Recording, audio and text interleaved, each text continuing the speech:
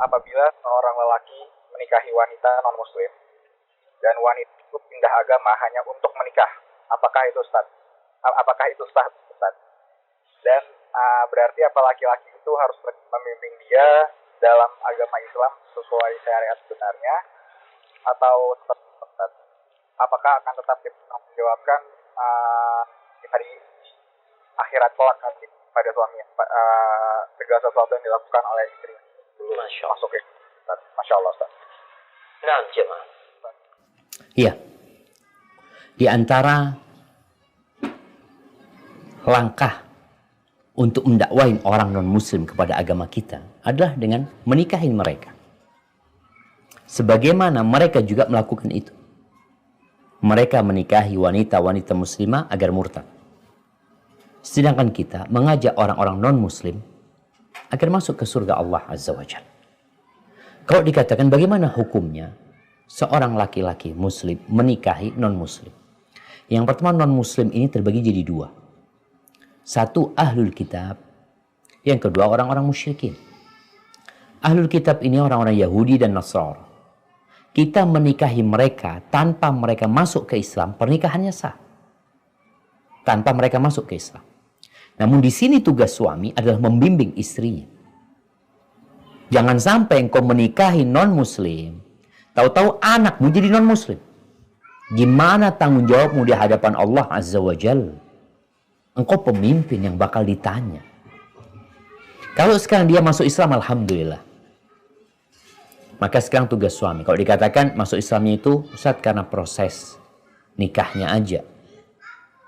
Karena kan kalau beda agama nggak bisa, nggak dicatat tuh, Ustaz. Biasanya mereka yang nikah beda agama nikah di luar negeri. Di negeri kita alhamdulillah. Taib. Sekarang tugasmu membimbing dia ke jalan Allah Azza wa Jalla.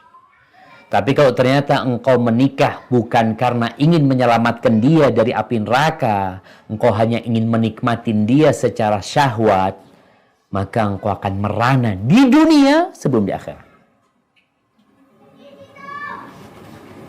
Bagaimana istrimu akan taat kepadamu, sedangkan sama Allah dia nggak taat? Bagaimana dia akan patuh kepadamu, sedangkan dia mengatakan Tuhan itu tiga? Kalau engkau tidak membimbingnya, maka engkau punya kewajiban.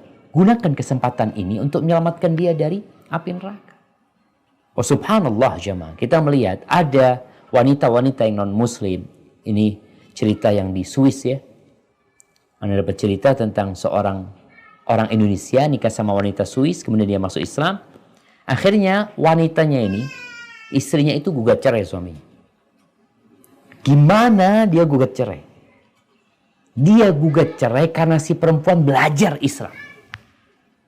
Dia menghafal Al-Quranul Karim, mengkaji Islam. Setelah bertahun-tahun hidup sama suami, dilihat suaminya ini nggak taat sama Allah. Mungkin sholatnya bolong-bolong ini itu, sang istri gugat cerai. Tapi dia tidak keluar dari Islam. Bahkan dia menjadi pendakwah kepada Islam. Maka kalau itu bisa engkau kerjakan kepada istrimu, akan jadi ladang pahala buat engkau. Tapi kalau engkau pun secara agama ya kurang lebih, kadang kala sholatnya telat, gimana istrimu nantinya? Maka tolong, kalau itu sudah terjadi, maka hendaklah engkau bersungguh-sungguh untuk mendakwain istrimu. Kalau engkau nggak punya waktu mungkin karena bekerja, carikan kawan-kawan buat istrimu yang muslimah, yang soleha. Bawa dia ke majelis ilmu.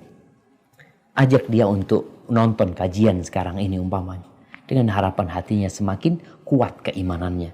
Insya Allah perlahan-lahan dia akan semakin kuat iman. Adapun engkau akan dimintai pertanggungjawaban. Semua akan dimintain pertanggungjawaban. Tapi pertanggungjawaban setelah dinikahi. Adapun pada masa lalu dia, ya nggak tahu. Dia belum bertanggung jawab karena belum jadi istri dia. Tapi setelah menjadi istri, kullukum ra'in wa kullukum mas'ulun an ra'iyatih. Hadza wallahu a'lam bissawab. Terima kasih. Jazakumullahu khairan wa barakallahu fikum atas donasi yang pemirsa berikan. Ayo berjuang dalam dakwah bersama Surau TV. Semoga menjadi amal jariah bagi pemirsa semuanya.